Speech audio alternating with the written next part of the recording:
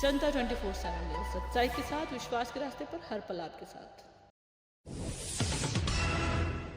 नमस्कार, मैं हूं साक्षी और आप देख रहे हैं जनता 24/7 न्यूज़। अभी मौजूद हूं मैं लखनऊ में, हजरतगंज में। आइए देखते हैं यहाँ के जो लोग हैं वो ठंडियों का सामना कैसे कर रहे हैं। जो ठंडियों का कहर है इस टाइम लखनऊ में, जो लोग हैं वो किस तरह से सामना कर रहे हैं, किस तरह की परेशानियों को वो फेस कर रहे हैं।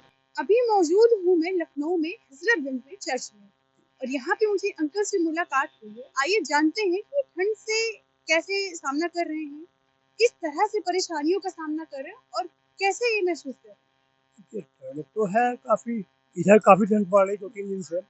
लेकिन अब यही है कि इसमें हमको लोग चाहिए कि जो गरीब है, भाई हमारे पास कपड़े हैं, ब्लैंकेट है, सारी चीज़ें हैं। लेकिन जो बेसहारा लोग हैं, जो रोड पे पड़े हुए हैं, हमारा एक मानवता के नाते उनका होता है कि उनकी हेल्प हम कर सकें, ये करना चाहिए हमको।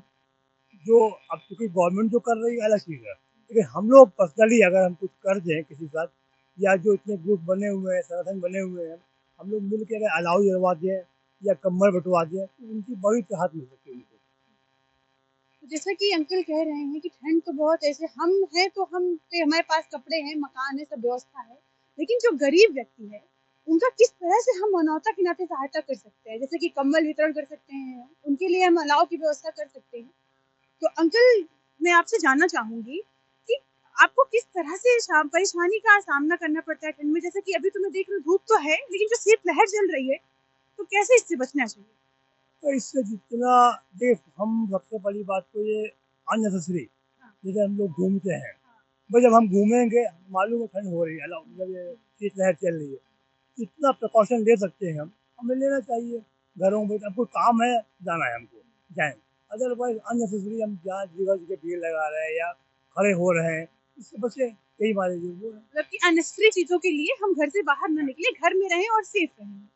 और जैसे कि अभी हम चर्च में मौजूद हैं, यहाँ पे बहुत संख्या में लोग आते हैं, और आज मुझे देखने को मिल रहा है उनकी जो संख्या है वो बहुत ही कम है। शायद हो सकता है कि ठंड की वजह से है। देखिए, ये सच है कि इस बार थोड़ा भीड़ कम हुई। हाँ, यहाँ पे 25 दिसंबर को शाम को एक प्रोग्राम होता है, लाखों आदमी आता है, ये पूरा ब्लॉक रहता है। कि इस बार जो हमने देखा कि बहुत कम लोग थे, मतलब ये भी कह सकते हैं कि लोग आए चले गए, लेकिन जो संख्या हर साल होती है उससे बहुत कम थी इस बार। मतलब कि ठंड की वजह ठंड से से जो ठंड उत्साह में जो लोग आते हैं वो उनकी संख्या बहुत कम है। और कैसे इनको ठंडियों का सामना करना पड़ रहा है।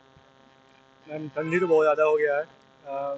जब आप सुबह 6 बजे उठते हैं मैम, तो 2 या 3 डिग्री टेम्परेचर जा रही है। साथ साथ में क्या हो रहा है कि मतलब हवाएं भी थोड़ी ठंडी चल रही है, तो उसके कारण ठंडी बहुत ज़्यादा बढ़ गई है। इस कारण से हम लोग आज चाय का भी थोड़ा आनंद ले रहे हैं। और सर, जैसा कि ठंडियाँ बहुत है इन दिनों, और कि आपको देखने को मिल रहा है हर जगह नगर निगम का जो अलाव का जो व्यवस्था है वो किस तरह से, मतलब हर जगह आपको सुविधा मिल रही है या फिर नहीं।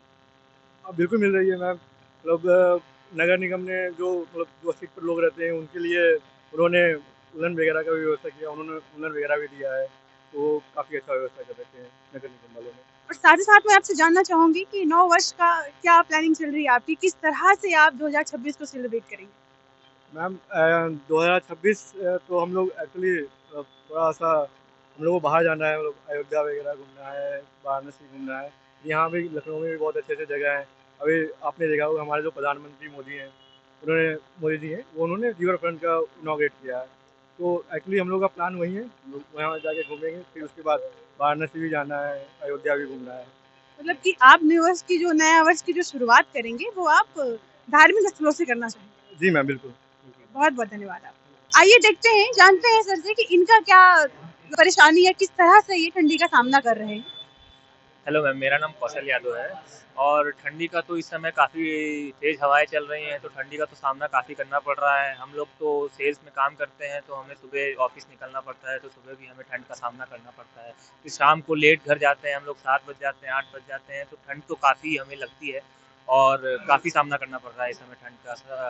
ठंड काफ़ी ज़ोरों से पड़ रही है इस समय। जैसा कि आपने बताया कि आप सेल्स में काम करते हैं, तो सर आप कितने बजे सुबह निकलते हैं। सुबह हम वही 9:30 बजे के आसपास निकल जाते हैं सुबह।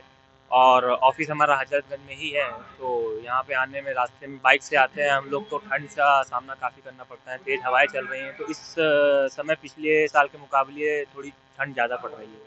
तो आपसे मैं जानना चाहूंगी ठंडियों से बचने के लिए क्या उपचार करना चाहिए? उपचार यही है कि मैम ग्लव्स पहन के चलते हैं, और ठंडी के कपड़े विंटर जैसे अंडर इनर पहन ली है, काफ़ी चीज़ें पहन ली हैं, तो थोड़ी ठंड से थोड़ी सी राहत मिलती है, लेकिन फिर भी ठंड है थोड़ी सी, जैसे टोपी भी पहनी हुई है, अभी ठंड इसीलिए लग रही है।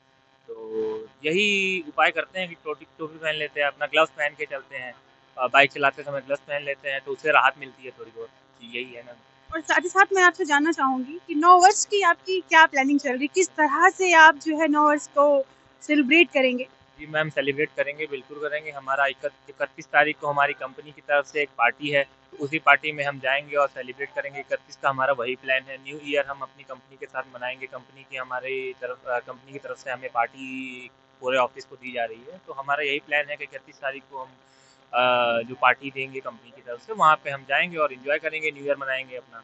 यही प्लान है। एक्साइटेड हैं आप न्यू ईयर के? पूरे एक्साइटेड हैं हम लोग, और न्यू ईयर मनाएंगे। आपको भी हैप्पी न्यू ईयर एडवांस में। आपको भी बहुत बहुत धन्यवाद सर। आप